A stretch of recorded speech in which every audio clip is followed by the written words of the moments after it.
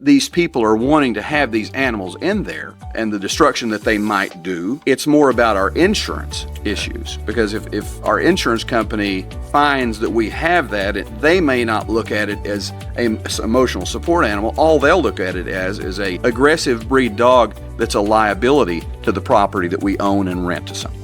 What I am saying is there needs to be some constraints, or there needs to be some working out of what insurance companies perceive that kind of thing and how they can help, where the dangers and the liabilities are associated. Right.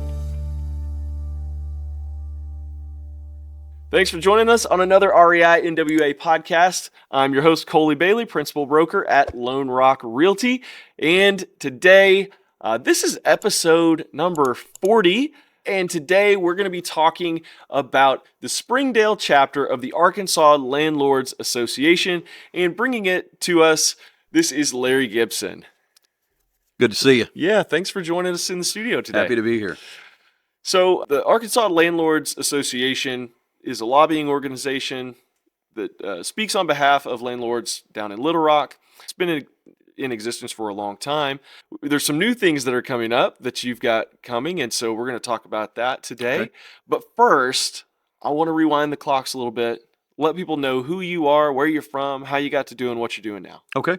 I'm Larry Gibson. I graduated from Fayetteville High School. In fact, it's funny where we are, because my dad and mom owned a restaurant about 3 blocks south of here, which is actually where I grew up. This used to be the city hospital. I've never been in this building before.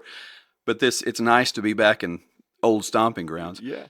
It's phenomenal what they've done here with the Fayetteville unbelievable. Public Library. It's unbelievable. Even when I was a kid, 50 years ago, and walking up and down these streets, the city hospital was in not a really good state of repair then. Yeah. And so I know that it's all been raised, and this has been built on top of it. And this is fantastic. So, yeah, it's really nice. Yeah. I graduated from Fayetteville High School in 1979, the University of Arkansas in 1983. Started my career working for Walmart. Worked there for about 4 years, in Texas mostly, came back, got in the poultry industry in Springdale, and worked for George's for 30 years. Okay. Along the way, because my dad was a bit of an entrepreneur, not only was he selling hamburgers and chili dogs and that kind of thing, he was also buying and flipping houses. He was buying and renting houses and duplexes and that kind of thing. He'd even put an old car or 2 or 3 behind his restaurant and sell them on time to some of his customers. True blue entrepreneur. That's exactly right. Yeah. I recognized after 8 or 9 years in the poultry business that was not going to be where I could make my living and be independent, have my own business, that kind of thing. 97, we bought our first rental property. It was unintentional. We actually ended up renting it, thinking we'd pay it down for a while. And for a couple of years, the guy rented it. At that time in 97, he was paying us $750 a month, which was pretty good dough for a 2-bedroom house, particularly based on what we gave for it. Mm-hmm. We started buying some property after that, a little bit at a time. Took some risks. We had actually paid off the house that we lived in. So we took a first on our house, bought 4 houses, and on our mortgage, started renting them. And we thought, my wife said 5 is enough, and then it was 10, and then it was 20, and then it was 30, and ultimately we have owned over somewhere around 120 rental units over the course of 27 years. Wow. My wife and I, Debbie, have been married. We have 2 kids, been married for 38 years. Fantastic. Which is by the grace of God and the patience of my wife, I might add. Yeah. But we're thankful. We have been blessed far beyond what we could have ever anticipated. She grew up on a farm. I grew up in town, as I was telling you about. Yep. With parents who were children of the Depression. Yeah. And so the really good news about that from a business standpoint is we've got an advantage, so to speak, of not having a problem with using stuff until it's worn out. Yeah. And understanding the value of a dollar. That's fantastic. So, man, there's so much. So many questions I want to ask here. Can you tell us just a little bit about the Arkansas Landlord Association from a state level? What it is, and when did it come about? Do you know when that came about from a state level? I couldn't say exactly when it was formed on a state level, but a friend of mine, Robin Lundstrom, who is a state representative or state senator, I don't know which one it is, in Little Rock, lives in Springdale. Okay. She asked me one time, she said, "We're thinking of starting this up. Would you be interested in talking to somebody about this?" Yeah. I went to a meeting in Rogers where they had already set up, got something started between the Rogers and Bentonville Landlords Association. They'd started one there. And I ended up meeting Luann Deere, who is the president of the Arkansas Landlords Association. And she asked me, I was the only person from Springdale there. Subsequently, I became the president of the Arkansas Landlords Association division chapter in Springdale. Okay. And quickly rushed to friends and associates that I have that are in the same business. Mm-hmm. We've been meeting for about 4 or 5 months, the second Thursday of every month. It's a good organization. It affords landlords in the state in Northwest Arkansas to have a voice, to have a crutch, so to speak, in Little Rock. If you have an issue that's beyond what you can handle or beyond what you can understand, we can call and we can talk to people who lobby, and we can talk to Robin, we can talk to other people who have been involved in it for a long time, and they can direct us in the way that we should go. Okay. So what can you tell us about plans for state and even local lobbying effort that you guys might be working on? A couple of hot spots, they've been talked to death, but they're still real, is the whole emotional support animal issue. Right. There's a lot that's been talked about there. Can we just lay out the issue a little bit for The emotional support animal thing? For our audience? Of course. There are none that I rent to presently, but there are tenants in Northwest Arkansas that will go to a doctor and they'll get a letter from a doctor that says that they have to have this 12-foot python in order to keep their stress level down, and that is their emotional support animal. That python could also be a 120-pound Rottweiler. It could be a 140-pound Mastiff. It could be a Pit Bulldog.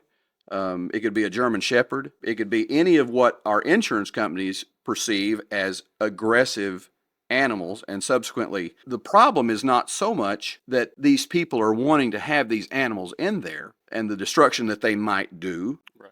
But moreover, it's more about our insurance issues. Because if our insurance company finds that we have that, and they may not look at it as an emotional support animal, all they'll look at it as is a aggressive breed dog that's a liability to the property that we own and rent to someone. Right.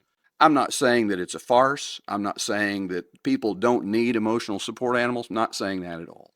What I am saying is there needs to be some constraints, or there needs to be some working out of how insurance companies perceive that kind of thing, and how they can help, where the dangers and the liabilities are associated. Right. And so that might be an issue that you would take and lobby in Little Rock. It's currently being lobbied. Okay. Another thing that's being lobbied is that the city become involved with the inspection of every rental unit that you have in between tenants. It's done in lots of states. California, I know that it's done in Colorado. It's done extensively on the East Coast and that kind of thing. So what do you mean the city gets involved in between tenants? Yes. There has to be an inspection in between tenants. Oh, inspections. Yes, Okay. right. Okay. The city code enforcement or whatever branch, it may be a different branch even than code enforcement. Okay. Because they have a full plate. If you were to put that on code enforcement, particularly in the city of Springdale, it's all they'd be doing. Because, Yeah. I mean, how many places a month come available for rent? Somebody moves out. Oh, yeah. Somebody moves back in. You can't show it or offer it to anyone, potential renters, until the city comes in and signs off on it saying it's okay. Yeah, that really increases your turnover time. Absolutely. Yeah. Okay. So let's talk about how people could get involved in, particularly in yours, the Springdale chapter of the Arkansas Landlords Association. Sure. We meet at the Springdale Senior Center on Park Street in Springdale. They have a big conference room on the east side of the building. We meet the second Thursday starting at 11:30 of every month. All right. So it's coming up here but before too long. Yeah.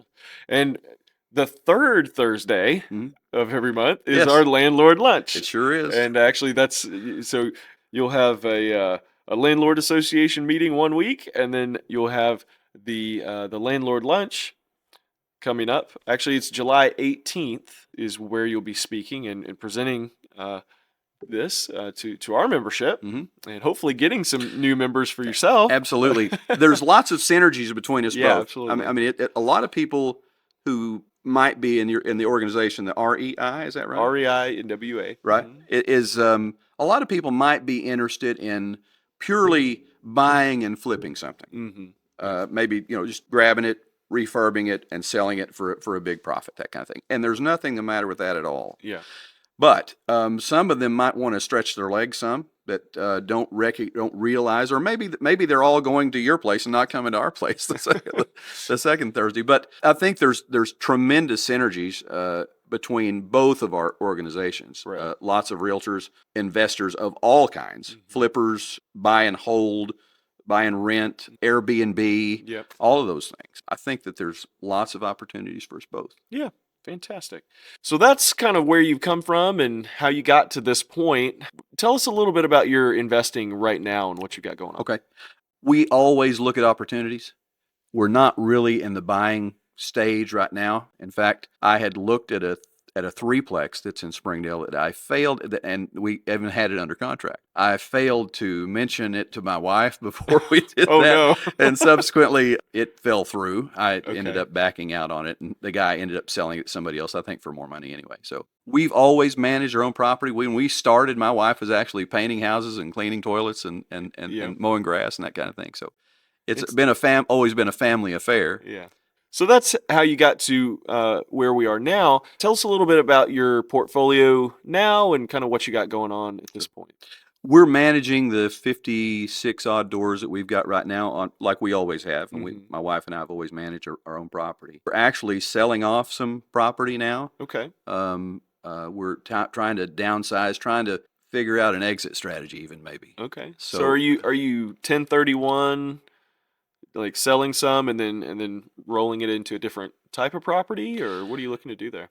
We actually are. We have 3 houses that are listed right now, 2 of which are under contract. Okay. The third we're still waiting to clear, and we've actually identified a property in southwest Missouri, a house that's on the lake with a boat slip and that kind of thing. Kind of not interested in it being an investment property. We're going to use it more as a second home and stuff, and kind of downsize a little bit and kind of take it easy. Yeah, absolutely. Yeah. Sounds good. You should have you should have some folks over. I would love to see that. We'd be happy to have you anytime.